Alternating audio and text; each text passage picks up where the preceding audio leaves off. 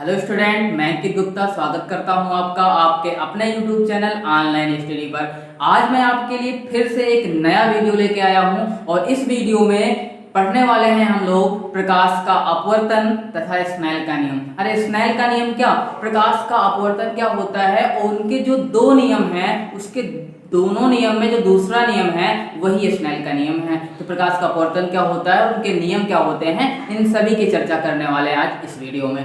तो चलिए जान लेते हैं कि प्रकाश का अपवर्तन क्या है। देखो, प्रकाश का अपवर्तन का मतलब हो गया, एक तरीके से कह सकते हो अपवर्तन मतलब धोखा। अपवर्तन मतलब क्या, धोखा। धोखा क्यों? देखो, धोखा इसलिए जैसे कांच का आप गिलास ले लो और उसमें पानी भर लो। क्या भर लो? पानी भर लो और ऊपर से एक पेंसिल डाल दो उसमें। जब उसमें पेंसिल डाल देते हैं तो हमें वो पेंसिल टेढ़ी नजर आती है। क्या होती है? टेढ़ी नजर आती है। तो क्या वो पेंसिल टेढ़ी होती है? नहीं। अरे इसको भी छोड़ो, जैसे एक तालाब है और उस तालाब में पानी भरा हुआ साफ है बिल्कुल। ऊपर से जब देखते हो तालाब को तो क्या दिखता है आपको? आपको दिखता है कि तालाब की गहराई कम है, लेकिन वास्तव में गहराई अधिक होती है ना, अधिक। अरे इसको भी छोड़ो, आप बाल्टी देखा है? बाल्टी में जब पानी भरा हो तो उसको जब आप ऊपर से देखते हो तो आपको दिखता है गहराई कम है पानी की, यानी बाल्टी की गहराई कम है, लेकिन जब बाल्टी को साइड से देखते हो तो उसकी गहराई अधिक दिखती है। तो इन सभी का कारण क्या है? बस प्रकाश का अपवर्तन है। तो प्रकाश का अपवर्तन क्या है? धोखा ही तो है। धोखा मतलब जो है वो दिखाई नहीं पड़ता है और जो दिखाई पड़ता है वो है नहीं। मतलब वास्तव में क्या है, वो दिखाई नहीं पड़ता है और जो दिखाई पड़ रहा होता है वो वास्तव में होता नहीं है। तो पढ़ने क्या वाले हैं हम लोग? प्रकाश का अपवर्तन। चलिए देखिए, प्रकाश का अपवर्तन क्या होता है, इसको आप परिभाषा में कैसे व्यक्त करोगे, कैसे इसकी परिभाषा लिखोगे, चलिए देखते हैं। क्या लिखोगे आप लिखोगे जब कोई प्रकाश किरण एक माध्यम से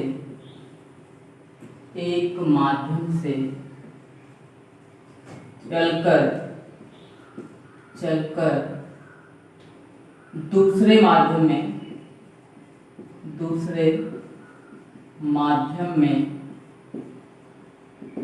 प्रवेश करती है तो वह अपने मार्ग से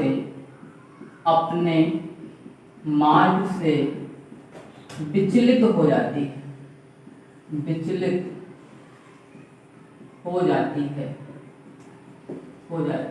है। इस क्रिया को प्रकाश का अपवर्तन कहते हैं।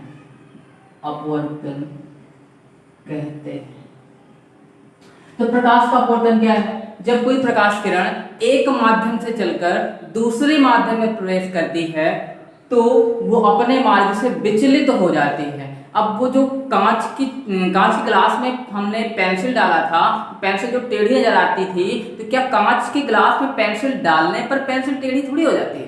पेंसिल टेढ़ी नहीं होती है, लेकिन प्रकाश विचलित हो जाता है, या अपने मार्ग से हट जाता है और कहीं अलग दिखाई पड़ने लगती है वस्तु। पेंसिल वो टूट थोड़ी गई है, टेढ़ी थोड़ी हो गई है, लेकिन हमें वो दिखाई पड़ने लगता है। क्यों दिखाई पड़ने लगता है? क्योंकि प्रकाश किरण अपने मार्ग से विचलित हो जाता है।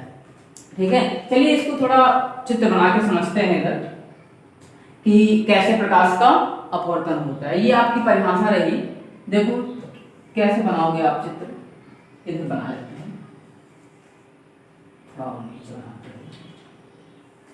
ये यहां बना लेते हैं।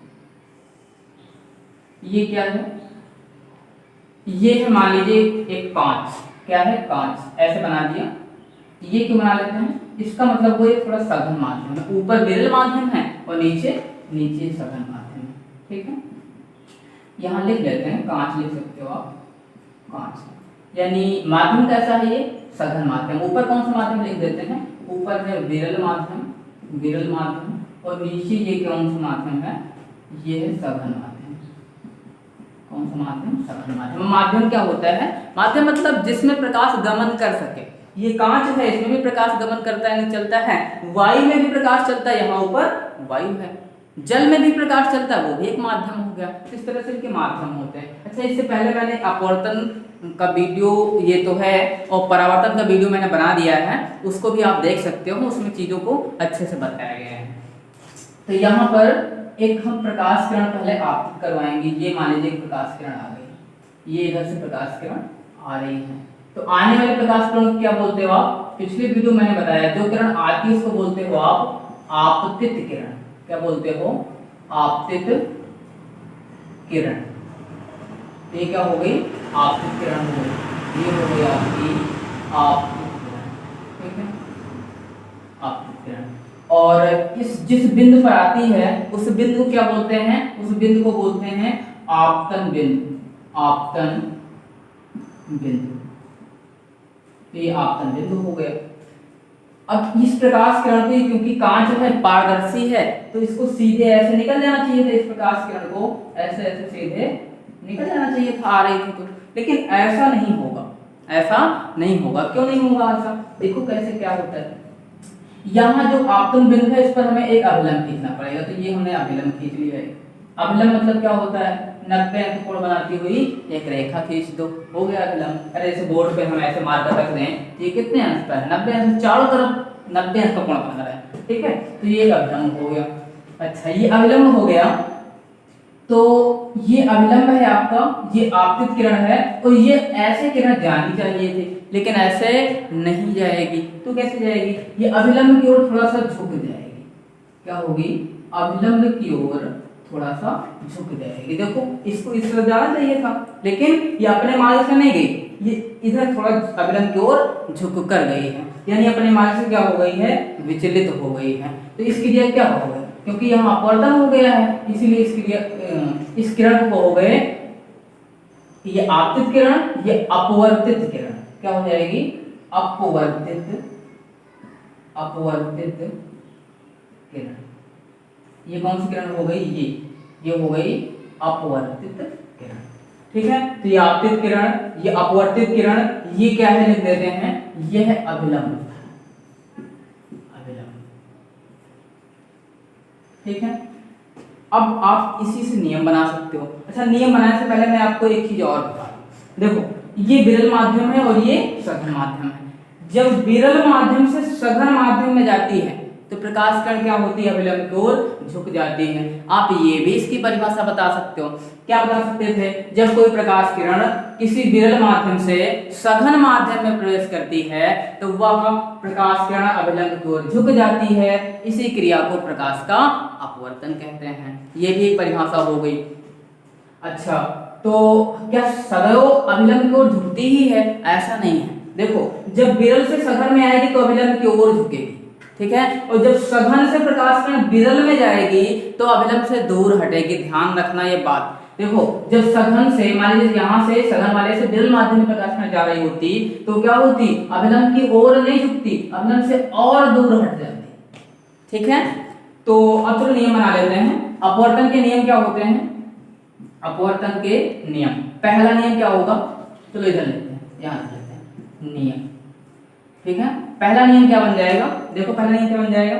जैसे परावर्तन का नियम था वैसे अपवर्तन का नियम भी बनेगा। परावर्तन का नियम क्या था? परावर्तन का नियम था कि आपतित किरण, परावर्तित किरण तथा आपतन बिंदु पर खींचा गया अभिलंब तीनों एक ही तल पर होते हैं। यहाँ पर परावर्तित किरण नहीं है, यहाँ पर अपवर्तित किरण है। तो जहां परावर्तित लिखा हुआ था वहां अपवर्तित कर दोगे। तो चलिए लिखते हैं, क्या लिखोगे आप? आपतित किरण, आपतित किरण और अपवर्तित किरण, अपवर्तित किरण तथा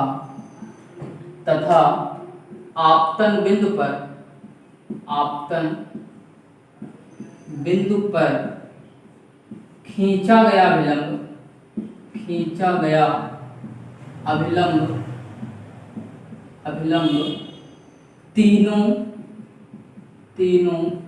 एक ही तल पर होते हैं। तीनों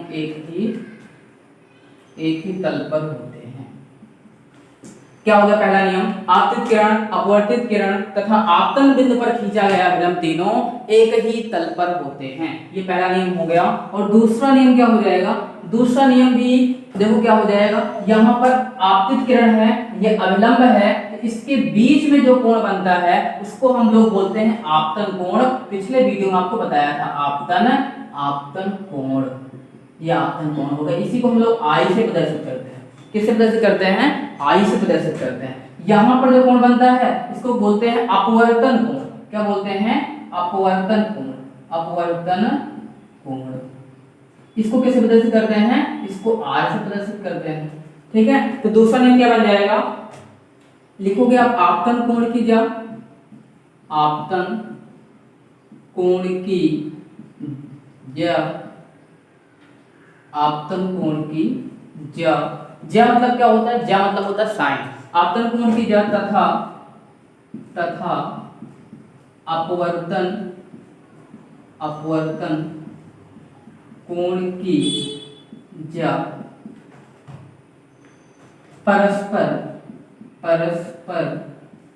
समानुपाती, परस्पर समानुपाती होते हैं। परस्पर क्या होते हैं, समानुपाती होते हैं। तो समानुपाती का मतलब क्या हो गया, ज्या मतलब क्या होता है, पहले आपको ये बताओ मुझे। ज्या मतलब होता है साइन, ज्या मतलब क्या होता है, साइन। तो आप लिखोगे साइन कौन सा कोण, आपतन कोण। आपतन कोण किससे प्रदर्शित करते हैं, आई से। लिखोगे आप साइन आई। समानुपाती होता है, ये समानुपाती का चिन्ह हो गया। अपवर्तन कोण किसके समानुपाती होता है, अपवर्तन कोण के। क्या लिखोगे, साइन आर। साइन आई समानुपाती साइन आर। अब आप जानते हो जब भी समानुपाती का चिन्ह हटाया जाता है तो कोई ना कोई नियतांक आता है। तो यहाँ पर नियतांक क्या आएगा, यहाँ पर नियतांक जो आएगा वो आएगा n। क्या आएगा, यहाँ पर n आएगा। तो चलो n लिख लेते हैं यहाँ पर और लिख देते हैं फिर साइन r। ठीक है, अब ये जो साइन r है इसको हम इधर लाना चाहते हैं तो बटे में आ जाएगा। तो आप कहोगे साइन i और बटे में हो जाएगा साइन r बराबर हो जाएगा n। यहाँ पर n क्या है, n एक नियतांक है। क्या है, नियतांक है। तो इस तरह से ये बन गया हमारा स्नेल का नियम। इसी को हम लोग बोलते हैं स्नेल का नियम। आपसे कोई पूछे स्नेल का नियम क्या है, आप कहोगे साइन आई बटे साइन आर बराबर n। Sine i upon sine r equal to n। यही क्या होता है, यही स्नेल का नियम होता है। अच्छा, मैंने यहाँ पर लिखा है आपतन कोण की ज्या तथा अपवर्तन कोण की ज्या परस्पर समानुपाती होते हैं। कहीं पे आपको लिखा मिल जाएगा कि आपतन कोण तथा अपवर्तन कोण का अनुपात नियत रहता है। क्या लिखा होता है, आपतन कोण तथा अपवर्तन कोण का अनुपात नियत रहता है। तो वही तो मतलब हुआ, अनुपात मतलब भाग कर दो। ये आपतन कोण हो गया, या अपवर्तन कोण हो गया, दोनों को भाग कर दिया। दोनों को भाग यानी अनुपात क्या होता है, नियत रहता है। ये क्या है, नियतांक। मेरे ख्याल से आपको अपवर्तन क्या होता है और स्नेल का नियम ध्यान रखना। स्नेल का नियम जो है बहुत ही पूछा जाता है, आपको याद रहना चाहिए। यही दूसरा नियम जो है, यही क्या है, यही स्नेल का नियम है। तो मेरे ख्याल से इतनी बात आपको सबको समझ में आ गई होगी। तो इस वीडियो में यहीं तक, मिलते हैं अगले वीडियो में एक अगले टॉपिक।